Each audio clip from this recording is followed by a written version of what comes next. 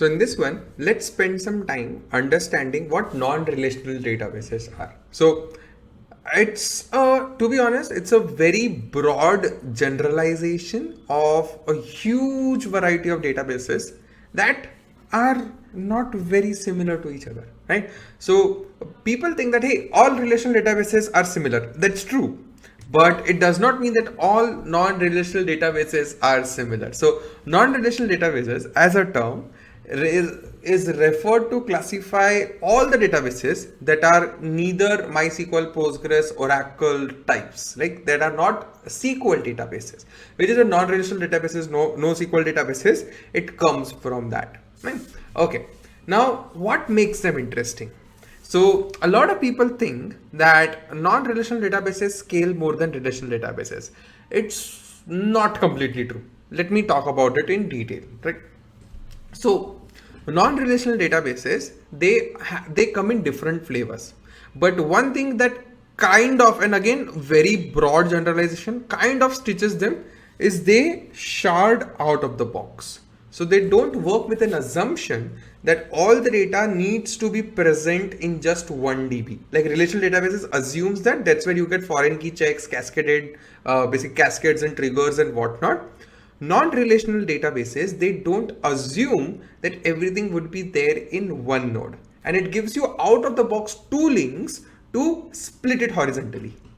That is why it's a very common quote unquote misconception which says that, hey, non-relational databases scale and relational databases don't.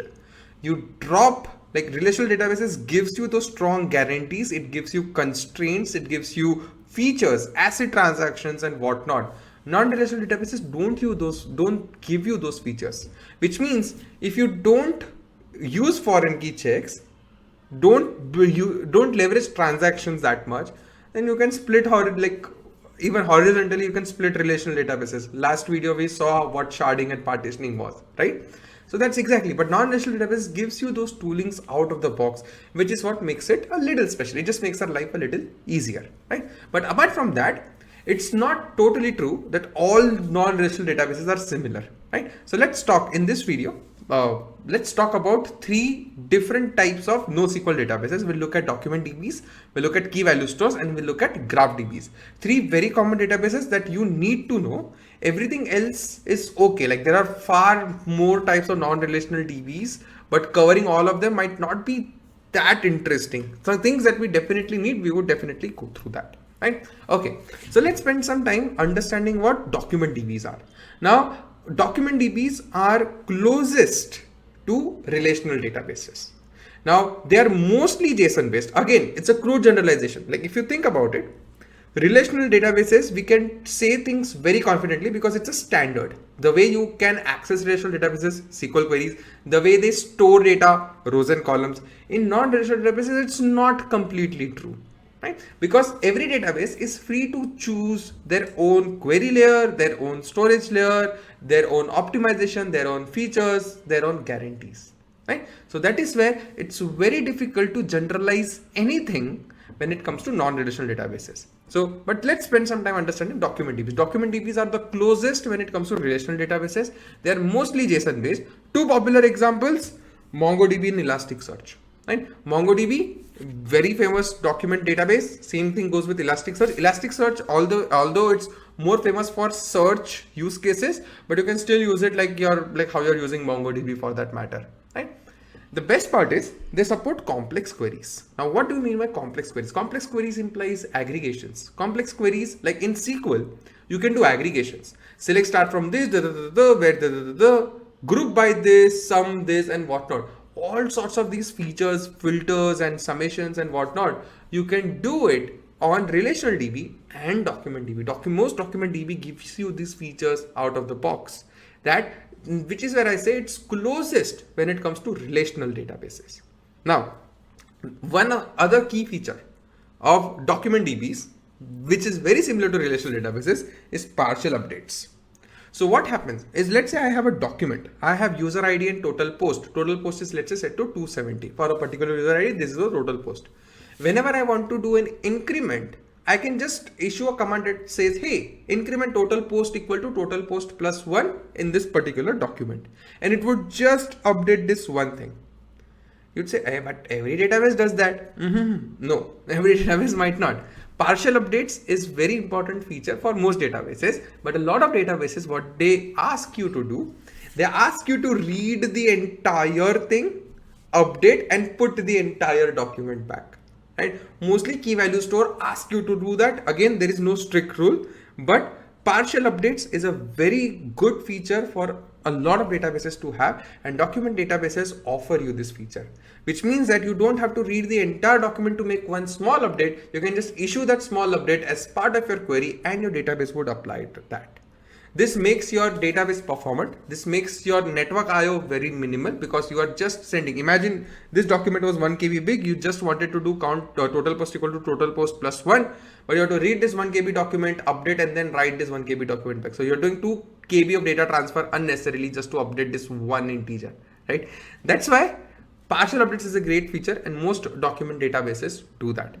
A lot of practical use cases where document databases fit very well is in-app notification service. So for example, on Facebook, on LinkedIn, when you get notifications, you see the list of notifications that you got. I'm not talking about push notifications. I'm talking about in-app notifications that you see by clicking on the bell icon.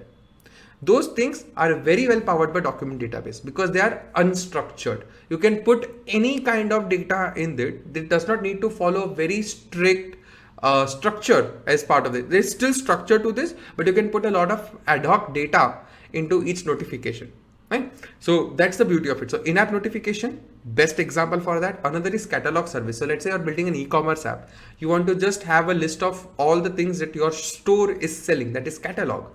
That you can power. So product title, product detail, maybe seller wants to put some additional information. You don't have a particular schema. You still have broad fields that are mandatory, but you still want to support additional fields that your seller want to add to that.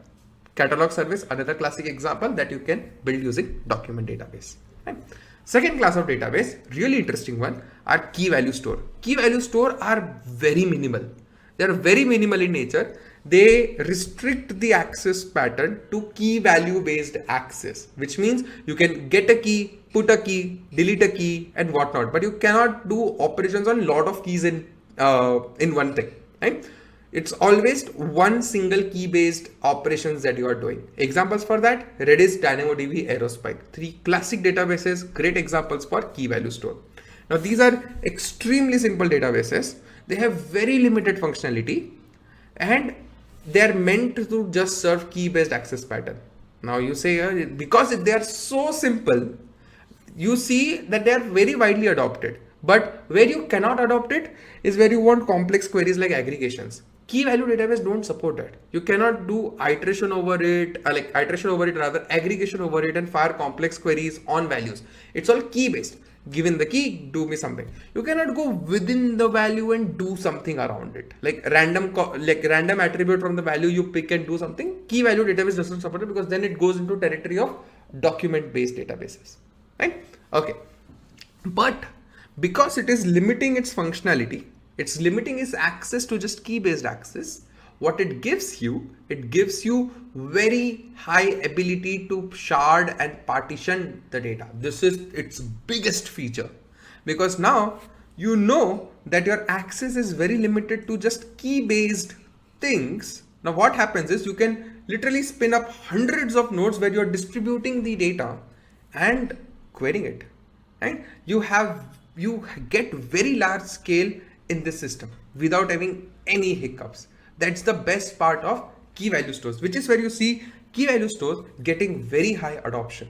And in most cases, so Amazon DynamoDB, when they issued the paper around Dynamo, what they've listed in the first couple of paragraphs is very interesting.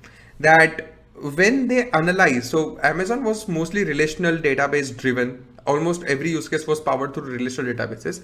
But when they analyzed the kind of queries, the way they were storing the data and accessing the data, they found out they were not really using features of relational databases. It was almost always key-based accesses, quote unquote. Like almost data storing in primary keys, given a primary key, give me the data. At max, one attribute indexed, right? Which is what gives you this idea that, hey, key value store, although they seem very limiting, they're not actually as limiting as you think they are. In most cases, key value databases are just sufficient enough, right? Which is where they see a massive, massive, massive adoption, right? And practical use cases of it. Profile data, given a profile ID, give me the profile information. Given an order ID, give me the order detail. Given an authentication token, give me the authentication object. Given a message ID, give me the message. It's so common. Key value access are so common. And to be honest, most use cases you may think key value is the way to go. Except when you need a lot of complex things out of your database, key value databases shine like anything, which is where DynamoDB is seeing massive, massive, massive adoption. Right? Okay.